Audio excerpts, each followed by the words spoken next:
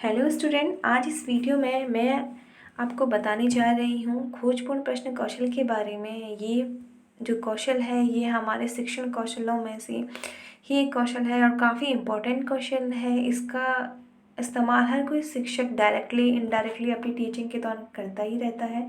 तो आज हम इस पे चर्चा करेंगे और हम इसको 3 पॉइंट में समझेंगे इस स्किल को। सबसे पहला तो कि खोजपूर्ण प्रश्न कौशल होता क्या है।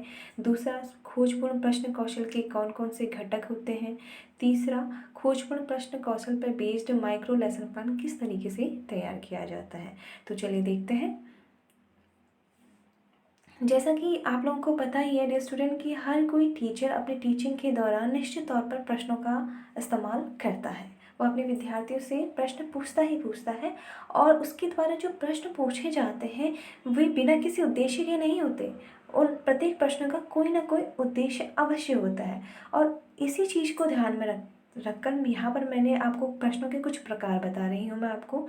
जैसा कि आपको दिख रहा होगा स्क्रीन पे, सबसे पहला हमारा होता है प्रस्तावना प्रश्न। ठीक, सबसे पहला है हमारा प्रस्तावना प्रश्न। ये वे प्रश्न होते हैं, जैसा कि आप लोगों को पता ही है, जिनका इस्तेमाल एक शिक्षक पाठ के प्रारंभ में करता है। किसके लिए? अपने विद्यार्थियों के पूर्व ज्ञान को जांचने के लिए, साथ ही साथ उन्हें नवीन ज्ञान को प्राप्त करने के लिए तत्पर बनाने हेतु जिन प्रश्नों का इस्तेमाल एक शिक्षक करता है उन्हें हम कहते हैं प्रस्तावना प्रश्न। दूसरा होता है विकासात्मक प्रश्न। ये आपके लिए थोड़ा एक नया कॉन्सेप्ट है। विकासात्मक प्रश्न बच्चों वे प्रश्न होते हैं जिनका इस्तेमाल एक शिक्षक अपने पाठ के विकास के लिए या ये कह लीजिए कि अपने शिक्षण को आगे बढ़ाने के लिए जिन प्रश्नों का इस्तेमाल वह बीच बीच में अपने शिक्षण के दौरान करता है वो विकासात्मक प्रश्न कहलाते हैं। ये आप इस तरीके से समझिए कि एक पुल की तरह, एक सेतु की तरह होते हैं। जिस तरीके से कि एक पुल, एक सेतु के जरिए हम एक सिरे से दूसरे सिरे तक पहुंचते हैं, ठीक उसी तरीके से शिक्षण के दौरान इन प्रश्नों की सहायता से एक शिक्षक अपने एक शिक्षण बिंदु को कंप्लीट करने के पश्चात नेक्स्ट शिक्षण बिंदु की तरफ आगे बढ़ता है। नेक्स्ट हमारा जो प्रश्न होता है वो होते हैं बोध प्रश्न, जिन्हें मूल्यांकन प्रश्न भी कहते हैं। ये वे प्रश्न होते हैं जिनका उद्देश्य शिक्षण के उपरांत विद्यार्थियों की उपलब्धि की जांच करना होता है। अर्थात किसी टॉपिक को पढ़ाने के पश्चात जब एक शिक्षक यह जांचने के लिए अपने विद्यार्थियों से प्रश्न पूछता है कि उसके विद्यार्थियों को कितना आया, उसके विद्यार्थियों ने कितना ज्ञान अर्जित किया, तो ये प्रश्न हमारे बोध प्रश्न या फिर मूल्यांकन प्रश्न कहलाते हैं। नेक्स्ट है हमारा पुनरावृत्ति प्रश्न। बच्चों ये वही प्रश्न होते हैं जो पाठ के समापन पर पूछे जाते हैं और जिनका उद्देश्य संपूर्ण पाठ का दोहराव करना, उनकी पुनरावृत्ति, एक तरीके से रिवाइज करना होता है। नेक्स्ट होता है हमारे खोजपूर्ण प्रश्न, जो कि इम्पोर्टेंट है हमारे लिए। आप जानते हैं कि खोजपूर्ण प्रश्न कौशल क्या होते हैं। चलिए,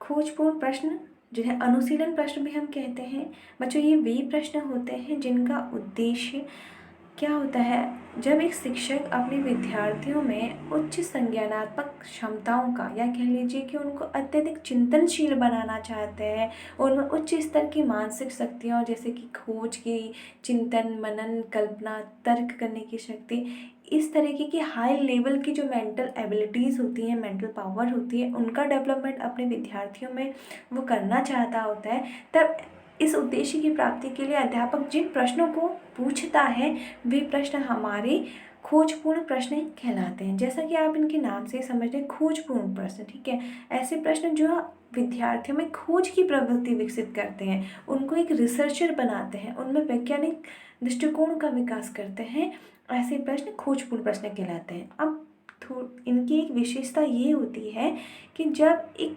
टीचर इस कौशल का इस्तेमाल कर रहा होता है तब वो क्या करता है कि सबसे पहले विद्यार्थियों के सामने जब प्रश्न रखेगा तो वह, अगर सपोज विद्यार्थी उस प्रश्न का उत्तर नहीं दे पाए तो शिक्षक डायरेक्ट आंसर नहीं बताता, वो अगेन विद्यार्थियों से क्वेश्चन पूछता रहता है और उन्हीं क्वेश्चनों में वो ऐसे हिंट देता रहेगा जो कि ऑटोमेटिकली उन्हें उस पहले प्रश्न का के उत्तर तक पहुंचा दे जिनका कि विद्यार्थी उत्तर उस समय नहीं दे पाए थे।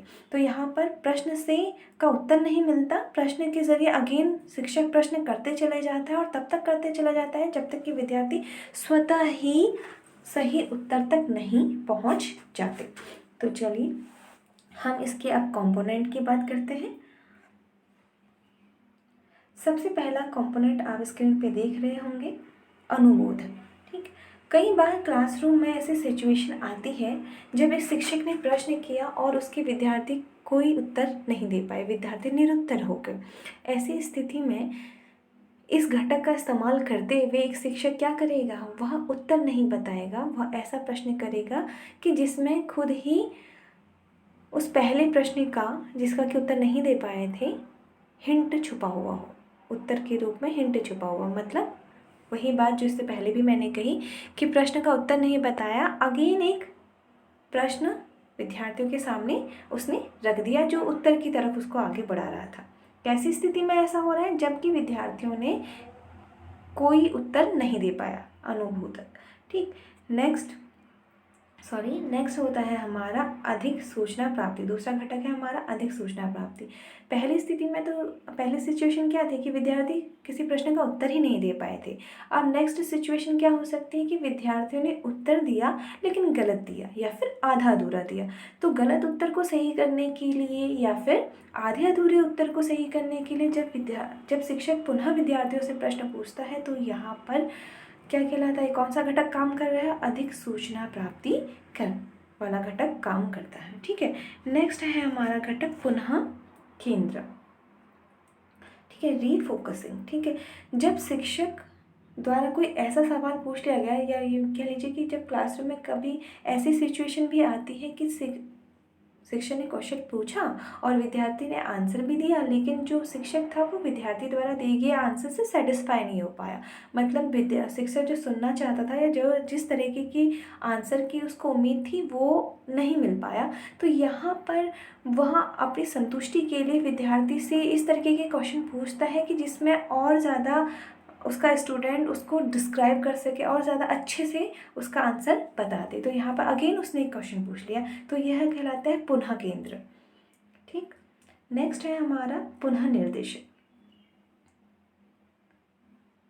देखिए अब यहाँ पर ये वो घटक है जब जो कहाँ पे काम करता है, जब शिक्षक चाहता है कि उसके जो स्टूडेंट है वो ज़्यादा से ज़्यादा स्टूडेंट उसकी टीचिंग में इन्वॉल्व हो। इसके लिए वो एक ही प्रश्न को ज़्यादा से ज़्यादा बच्चों से पूछने का प्रयास करता है। तो यह घटक होता है हमारा पुनः निर्देशन। ठीक, नेक्स्ट घटक है हमारा समीक्षात्मक अभिज्ञान वृद्धि। ठीक है,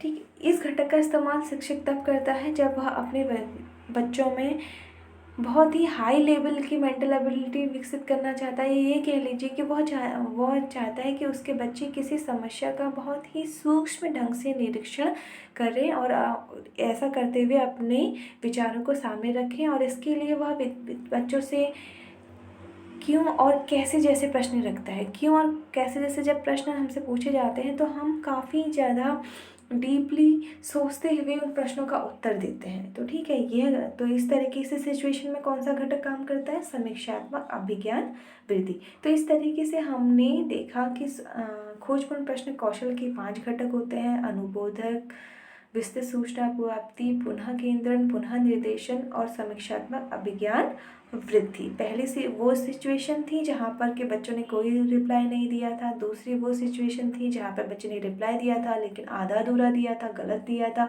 तीसरी सिचुएशन वो थी जहाँ पर उत्तर तो दिया लेकिन शिक्षक उस उत्तर से संतुष्ट नहीं था, वो और ज़्यादा उसका एक्सप्लेनेशन चाहता था। नेक्स्ट सिचुएशन ये थी कि जहाँ पर शिक्षक अपने ज़्यादा से ज़्यादा स्टूडेंट को अपनी टीचिंग में इन्वॉल्व करना चाहता है। और उसके बाद की कंडीशन क्या है कि जहाँ पर अब वह बहुत ही सूक्ष्म निरीक्षण करने की क्षमता या कह लीजिए कि आलोचनात्मक चिंतन शक्ति का विकास अपने विद्यार्थियों में करना चाहता है। तो इस तरीके के 5 कंडीशंस पे बेस्ड 5 तरीके के घटक हमने देखे। नेक्स्ट चलिए हम देखते हैं कि किस तरीके से इस स्किल पे बेस्ड माइक्रो लेसन प्लान तैयार किया जाता है। यहाँ पर मैंने एक छोटा सा लेसन प्लान खुद बना के मैं आप लोगों को दिखा रही हूँ। ठीक, खोजपूर्ण प्रश्न कौशल पर बेस्ड एक माइक्रो प्लान है जो क्लास 7th का है और टॉपिक है प्राकृतिक संसाधन, भूगोल उपविषय से लिया गया है। ठीक है, चलिए पीपल टीचर एक्टिविटी में आपने देखा कि शिक्षक ने क्लास में प्रश्न पूछा विद्यार्थियों से कि बच्चों प्राकृतिक संसाधन किसे कहते हैं। बच्चे उत्तर नहीं दे पाए। ठीक है, तो यहाँ पर शिक्षक ने स्वयं उत्तर नहीं दिया है। ठीक है, स्वयं उत्तर नहीं दिया, उसने क्या किया, अगेन एक क्वेश्चन पूछा। ठीक है, अगेन एक क्वेश्चन पूछता है कि बच्चों मुझे ये बताओ कि जीवित रहने के लिए हमें किन किन चीज़ों की आवश्यकता होती है। देखिए इसमें हिंट आ गया है अपने आप पहले क्वेश्चन के उत्तर के रूप में। ठीक है, तो बच्चे ने बताया कि जीवित रहने के लिए हमें भोजन, जल और वायु की आवश्यकता होती है। तो यहाँ पर मैंने घटक में देखिए लिख दिया है अनुमोदन, क्योंकि यहाँ पे हिंट दिया है टीचर ने। ठीक है, नेक्स्ट अगेन क्वेश्चन पूछता है शिक्षक, अच्छा ये बताओ कि जल, वायु, भोजन हमें कहाँ से प्राप्त होता है। बच्चे रिप्लाई देते हैं जल, वायु, भोजन हमें प्रकृति से प्राप्त होता है।